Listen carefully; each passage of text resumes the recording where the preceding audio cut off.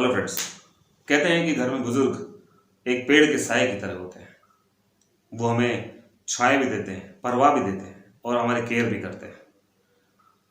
आज मैं आपके साथ एक फैक्ट की बात करना चाह रहा हूँ, एक ऐसा सच जो बहुत घरों में होता है। ये मोहन के साथ भी हुआ। मोहन की माँ ने एक दिन उनसे कहा कि आज वो मोहन के मामा के घर जाना चाहती है। तो मोहन ने कहा कि ठीक है माँ, अगर आपका मन है तो हो आओ। और मोहन ने कुछ पैसे जेब से निकालते हुए माँ को देते हुए कहा कि माँ ये पैसे रख लो, तुम्हारे काम आएंगे। पैसे लेते हुए माँ की आंखें भर आई और उन्हें याद आए अपने वो संस्कार जो उन्हें बचपन में दिए थे। मोहन भी जब छोटा था, जब वो स्कूल जाया करता था, तो कि माँ भी अपने पति से यानी कि मोहन के पापा से कुछ पैसे छुपा के अपने बच्चे को दिया करती थी, कुछ सिक्के उसके जेब में डाल दिया करती थी। और वो संस्कार आज उन्हें याद आ रहे थे। तो पिताजी हमेशा उनको कहते थे कि तुम मोहन को बिगाड़ दोगी। लेकिन मोहन की माँ हंसकर हमेशा ये बात टाल दिया करती थी। पर यहाँ कुछ अलग है। मोहन की पत्नी यानी उनकी बहू का व्यवहार उनके साथ कुछ ठीक नहीं था। वो उनसे ज़्यादा बात नहीं करती थी। बच्चे भी दादी के कमरे में कम जाया करते थे और वो भी अपने दादी से कम बात किया करते थे, अपने खेल में और अपनी पढ़ाई में मस्त। ये सब कुछ होता रहा और एक दिन फिर अचानक से मोहन की माँ ने उनसे कहा कि आज वो फिर उनके मामा के घर जाना चाहती हैं। तब मोहन ने सोचा कि ऐसा क्या है मामा के घर जो रोज रोज माँ वहाँ जाना चाहती है। तो उसने माँ के पीछे उनका देखा कि वो कहाँ जा रही है और वो मोहन उनके पीछे पीछे चल गया। थोड़ी दूर जाकर मोहन रुक गया और माँ मामा के घर जाने के बजाय किसी पार्क में चली गई। ये देखकर मोहन बहुत हैरान था और वो पार्क में एक पेड़ के नीचे जाके बैठी और मोहन उनको कुछ देर तक दूर से देखता रहा। तभी पास खड़े बुजुर्ग ने मोहन से पूछा कि क्या देख रहे हो। तब मोहन ने कहा कि वो जो सामने औरत है वो मेरी माँ है और वो यहाँ आके बैठी है। तो बोले हाँ हाँ, वो तो अक्सर यहाँ आती है और घंटों बैठा करती है। और बेटा यही नहीं, और भी बहुत सारी लोग यहाँ आते हैं और अपने घर से दूर और कुछ देर यहाँ बैठते हैं, घंटों बातें करते हैं अपने आप से। तब मोहन ने उन बुजुर्ग से पूछा कि ऐसा क्यों। तब बुजुर्ग ने कहा कि बेटा इसलिए कि जब घर में प्यार और सम्मान नहीं मिलता है तो वो अकेलापन महसूस करते हैं। और जब वो अकेलापन महसूस करते हैं तो उन्हें ऐसा फील होता है कि वो अब कहाँ जाए, क्योंकि अब कोई उनसे बात नहीं कर रहा है, कोई उनकी राय नहीं ले रहा है, कोई उनकी राय लेना पसंद नहीं कर रहा है। बेटा बुढ़ापे में इंसान का मन बचपन के बच्चे की तरह हो जाता है। वो बहुत अकेला फील करता है, वो बहुत अकेला महसूस करता है। ऐसे में उस बच्चे को प्यार और सम्मान की जरूरत होती है और थोड़ा सा प्यार अगर मिल जाए तो हम सबको संभाल सकते हैं, मगर ऐसा होता नहीं है।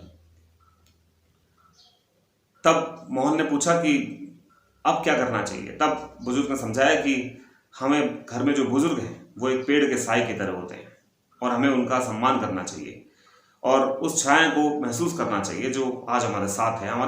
हमारी खुशनसीबी है कि कोई बुजुर्ग हमारे साथ है बेटा। लेकिन अफसोस की बात यह है कि लोग उनसे बात नहीं करते। उन्हें लगता है कि अब तो उन्होंने अपनी ज़िंदगी जी ली है और बाकी के लोग सदस्य अपना काम खुद कर रहे होते हैं और समय नहीं होने की वजह से वो एक दूसरे से बात ही नहीं कर पाते।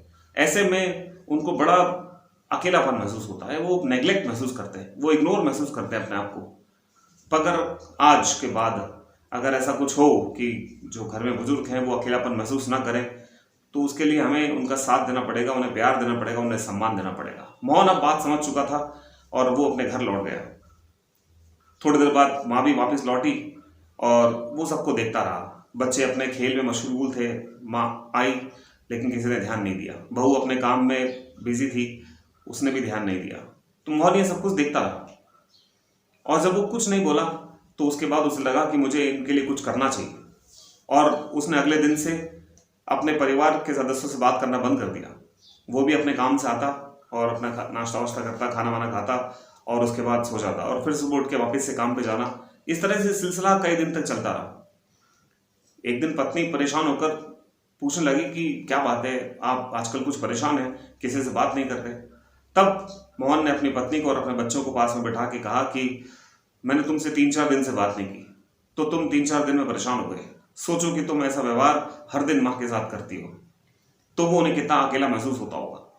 तब मोहन ने वो बात बुजुर्ग वाली अपनी पत्नी को, अपने बच्चों को भी बताई उसके बाद उनकी आंखें खुली और उन्हें लगा कि हाँ, वो शायद गलत कर रहे हैं, उन्हें ऐसा व्यवहार नहीं करना चाहिए। और उस दिन भी माँ वहीं पार्क में गई हुई थी। जब वो वापस लौटी तब घर के सदस्यों का व्यवहार थोड़ा बदला हुआ मिला। बच्चे दादी दादी करके उनको लिपट गए और उन्हें कहानी सुनाने की जिद करने लगे। बहू ने भी उनके लिए चाय नाश्ता बना दिया और बच्चे कहानी सुन रहे थे और कहानी सुनते सुनते कई घंटों बीत गए और बड़ा मजा आने लगा और वो माँ को भी अच्छा लगने लगा। और ये सिलसिला कई दिन तक चला और रोज अब ये होने लगा। और जब ऐसा होने लगा तो माँ का अकेलापन दूर हो गया। माँ अब खुश रहने लगी। तब कुछ दिन बाद मोहन ने पूछा कि क्यों माँ आजकल मामा के आने जा रही हो? तब माँ ने कहा कि बेटा अब तो यहीं अच्छा लगता है और यहीं सब कुछ स्वर्ग जैसा लग रहा है, तो मुझे कहीं और जाने की जरूरत ही नहीं है।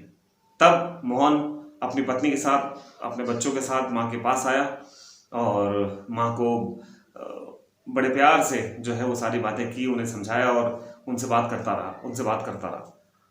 अब माँ से पूछा कि माँ अब कैसा लग रहा है? तब उसने बोला बेटा कि अब तो ये घर स्वर्ग से भी सुंदर लग रहा है। जब मेरा परिवार मेरे साथ है तो मुझे और कुछ नहीं चाहिए, मुझे सब कुछ मिल गया है। मेरा ईश्वर भी यही है, मेरा स्वर्ग भी यही है। जी हाँ दोस्तों, अगर हम अपने बुजुर्गों को ये सम्मान और प्यार दे सकते हैं तो यकीन मानिए कि स्वर्ग यही है, स्वर्ग और कहीं नहीं है। यदि आप भी इस स्वर्ग को महसूस करना चाहते हैं तो अपने बुजुर्गों की परवाह कीजिए, अपने उन दरख्तों की परवाह कीजिए जिनकी वजह से आप हैं, जिनकी वजह से आपका वजूद है, जिनकी वजह से आप इस दुनिया में हैं। राइट। थैंक यू दोस्तों। मैं राकेश इतलानी आपको हार्दिक शुभकामनाएं देता हूँ और सच्ची हंसी से हंसते रहिए, मुस्कुराते रहिए। धन्यवाद।